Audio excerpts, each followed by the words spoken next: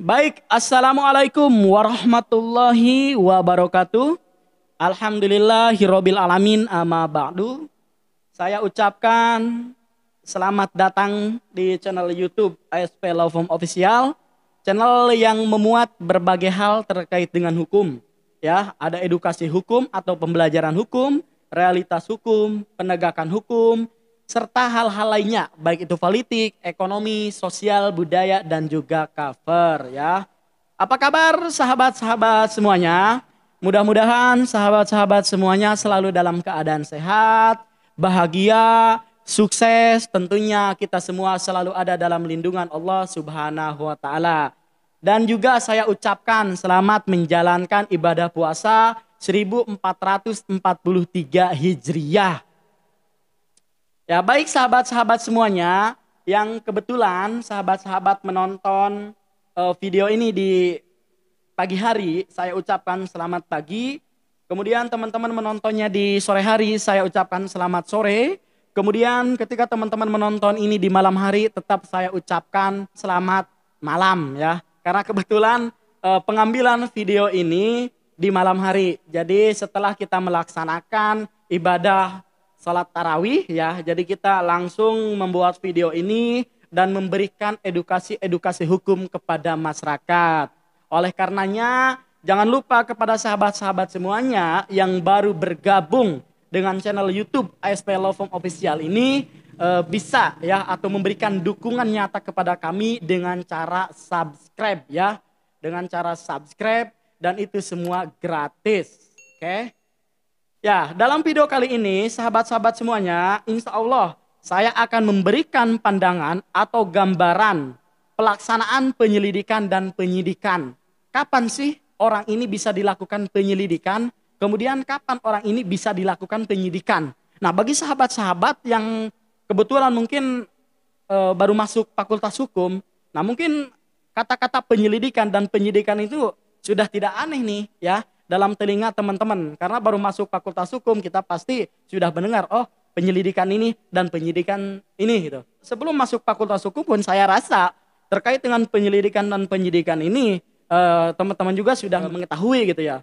Apalagi sekarang kan banyak berita online atau berita televisi ya di televisi. Kemudian ada juga berita media-media cetaknya. Tergantung teman-teman membaca atau tidak dari sumber-sumber tersebut gitu. Nah,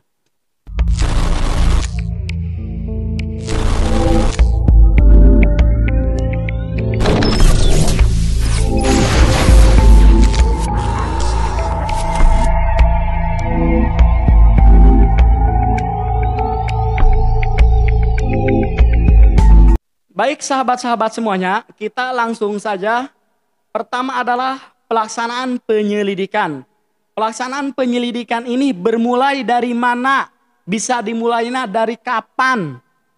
Pertama adalah kita melihat ke pasal 1 Kitab Undang-Undang Hukum Acara Pidana atau KUHP.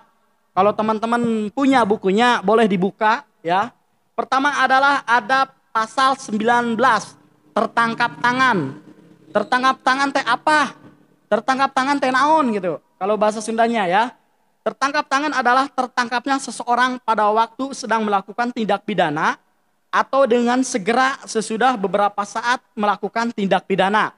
Jadi ketika tertangkap tangan ini, ketika orang ini sedang melakukan tindak pidana, maka dia diketahui oleh pihak yang berwajib. Dalam hal ini adalah kepolisian. Contoh orang-orang yang banyak yang tertangkap tangan ini biasanya dia kasus-kasus pencurian gitu ya. Mohon maaf ini saya sedikit agak batuk-batuk, memang kondisi badannya lagi kurang fit. Tetapi spirit saya ini meningkat karena niat baik saya adalah untuk selalu memberikan edukasi hukum kepada sahabat-sahabat semuanya dan masyarakat pada umumnya. Jadi mohon maklum ketika memang ada sedikit batuk. Oke, saya lanjutkan. Tertangkap tangan ini adalah tertangkapnya seseorang yang sedang melakukan suatu tindak pidana atau sesaat setelah melakukan tindak pidana. Contohnya itu banyak kasus-kasus pencurian, misalkan pencurian motor ya, pencurian mobil atau yang sedang membobol rumahnya. Makanya tak heran ketika memang teman-teman mendengar berita atau membaca berita, melihat di TV atau baca melalui media cetak, Ada orang yang tertangkap tangan digebukin sama masyarakat gitu. Nah, itulah yang bisa dimulainya seseorang itu bisa dilakukan tahapan yang namanya penyelidikan, ya. Kemudian yang kedua, orang ini bisa dilakukan penyelidikan melalui apa? Adanya laporan. Diatur dalam mana? Diatur dalam pasal 1 angka 24 Kitab Undang-Undang Hukum Acara Pidana. Laporan ini adalah pemberitahuan yang disampaikan oleh seseorang atau oleh seorang karena hak atau kewajiban berdasarkan undang-undang ya kepada pejabat yang berwenang tentang telah atau yang sedang diduga akan terjadi peristiwa pidana. Jadi laporan ini dia bentuknya informasi dari seseorang atau informasi dari masyarakat. Contohnya, misalkan di tempat A suka dijadikan misalkan tempat-tempat pesta narkotika misalkan, atau tempat-tempat minuman keras, atau pesta-pesta hal lain yang tidak sesuai dengan aturan-aturan hukum yang berlaku di negara kita. Itu merupakan laporan dari masyarakat. Atau ada orang yang sedang digebugin, atau ada orang yang sedang dianiaya. Maka ada seseorang atau masyarakat yang melaporkan bahwa di sini ada dan sedang terjadi suatu tindak pidana.